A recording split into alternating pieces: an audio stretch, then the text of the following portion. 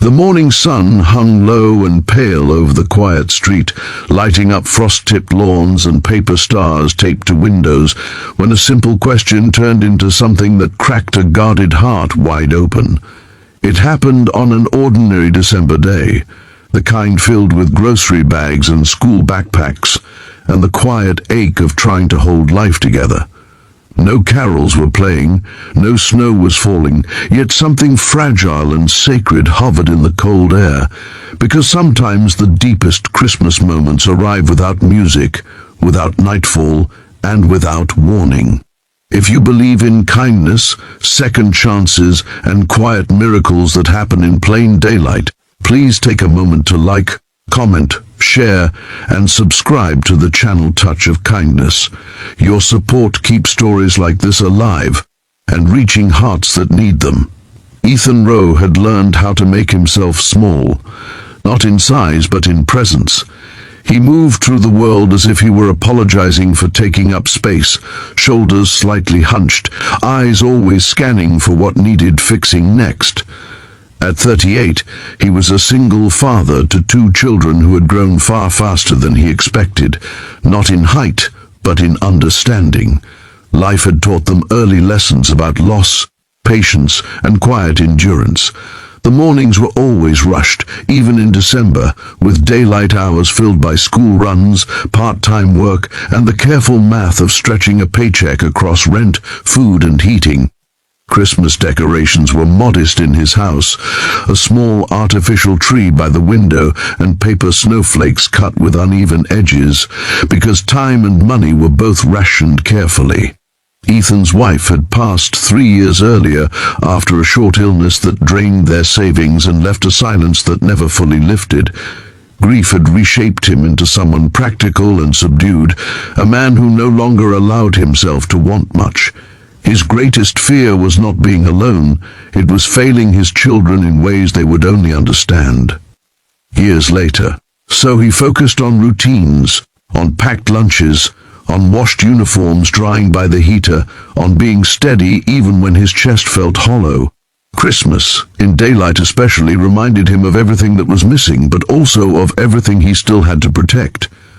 Across the narrow street lived Clara Whitmore, a woman in her early 40s who had moved into the neighborhood just before autumn. She was observant in the quiet way, the kind of person who noticed when trash bins were left out too long or when a porch light flickered during the day. Clara worked from home, her mornings framed by a desk near the window, and over time she had begun to notice Ethan's careful routine. She saw him walk his children to the bus stop each morning, their coats zipped to the chin, their hands tucked into his pockets when the wind cut too sharply. She saw how he always waited until the bus disappeared before turning back, as if counting that moment as a small victory. On that particular December morning, the sun was bright but weak, and Clara happened to be outside, carrying a box of donated winter clothes to her car. The neighborhood was quiet, in the way it often is during the late morning hours, when children are at school and most adults are at work. Ethan was returning from a grocery run, his reusable bags heavy with careful choices. They crossed paths near the sidewalk, exchanging the kind of polite acknowledgement that neighbors share without truly knowing one another. Clara had been collecting items for a local charity, a personal tradition she kept every Christmas season, and something about Ethan's tired expression made her pause. She asked him gently and without expectation what he wished for this Christmas. It was not framed as a joke or a greeting, but as a sincere question offered in daylight, with no audience and no obligation. Ethan stopped walking. He did not answer immediately.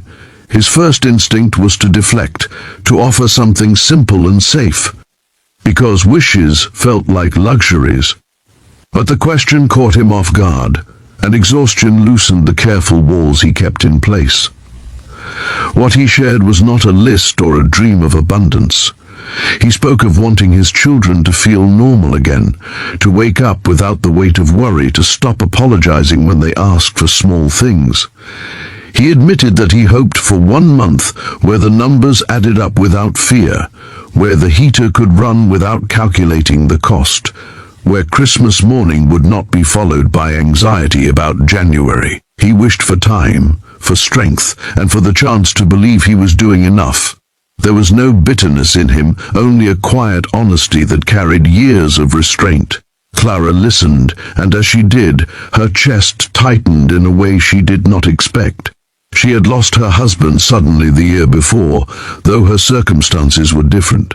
Financially stable and emotionally guarded, she had thrown herself into work and charity as a way to avoid her own grief.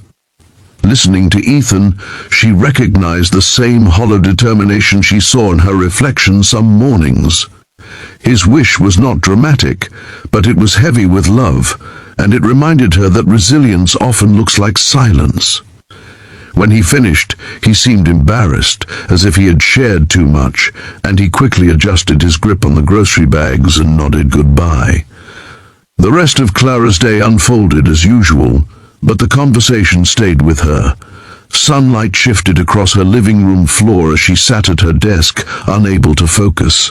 She thought about the way Ethan's children leaned into him at the bus stop, about the small tree by his window, about the courage it took to voice such a wish in the open air. Christmas, she realized, was not only about giving what was easy or visible, but about responding to what was quietly asked. By afternoon, she had made a decision that felt less like charity and more like alignment. Over the next week, Clara moved with intention. She contacted a few organizations she volunteered with, discreetly redirecting resources. She arranged for grocery deliveries to be made anonymously, timed during the day so the children would not suspect anything unusual. She coordinated with a local school counselor to ensure winter supplies were covered without drawing attention.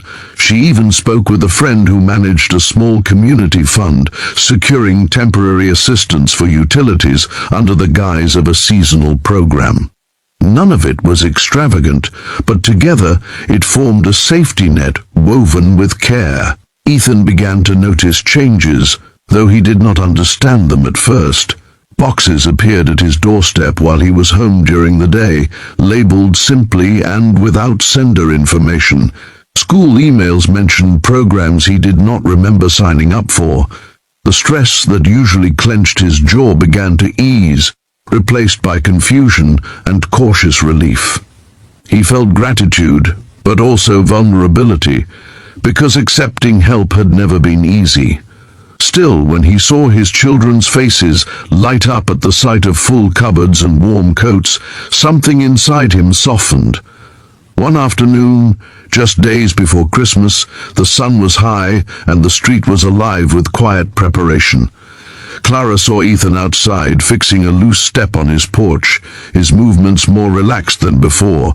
She walked over, not with explanations or expectations, but with a simple box of baked goods, something neighborly and unremarkable. They spoke briefly about the weather, about the children's school break, about how quickly December seemed to pass. There was an understanding between them, unspoken but present, like shared ground after a storm. Christmas Day arrived bright and cold, the kind of morning where daylight feels crisp and hopeful. Ethan watched his children open modest gifts with genuine excitement, their laughter filling the room. There was no extravagance, but there was peace. And for the first time in years, he did not feel dread about the days ahead. He felt steady. He felt seen, even if he did not know how or by whom. The weight on his chest lifted just enough for him to breathe deeply and believe that maybe, just maybe, he was not failing after all. As the day wore on, Clara sat by her window, sunlight warming her hands, listening to distant sounds of life continuing. She did not need recognition or thanks. Knowing that a simple question had opened a door to kindness was enough.